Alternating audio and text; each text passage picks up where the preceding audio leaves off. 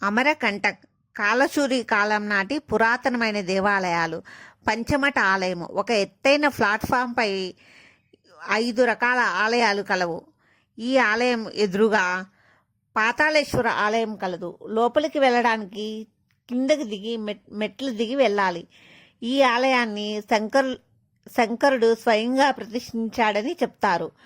విచిత్రంగా పాతాళేశ్వర ఆలయాన్ని కలచూరి రాజు కర్ణదేవ 1041-1073 పాలనలో చాలా కాలం తర్వాత నిర్మింపబడింది. 10-12వ శతాబ్దాల్లో మధ్య భారతదేశాన్ని పాలించిన కాలచూరి రాజులు ఈ దేవాలయాలను నిర్మించారు.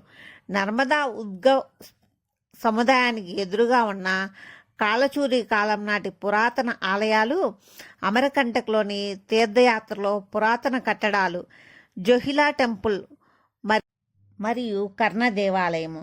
ఈ ఆలయము చాలా పెద్దగా ఉంటుంది, పురాతనమైనది. కలచూరి కాలం నాటి దేవాలయాల్లో ఇది చాలా ముఖ్యమైనది. అలాగే ఎదురుగా పచ్చిక బయళ్ళు అంటే పార్కులు అలాంటివన్నీ చాలా ఎక్కువగా ఉంటాయి.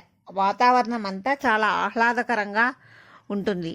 ఈ ఆలయంలో పంచమఠ ఆలయము, మళ్ళా జోహిలా దేవాలయము, విష్ణు దేవాలయము మరియు శివాలయం వంటి అనేక ఇతర దేవాలయాలు కూడా ఉన్నాయి. అమరకంటక్ మధ్యప్రదేశ్లోని అనుప్పూర్ జిల్లాలో 1000 మీటర్ల ఎత్తులో ఉంది. వింధ్యా, సాత్పురా, మైకేల్ అను 3 పర్వత శ్రేణుల మధ్య ఉంది ఈ ఆలయము.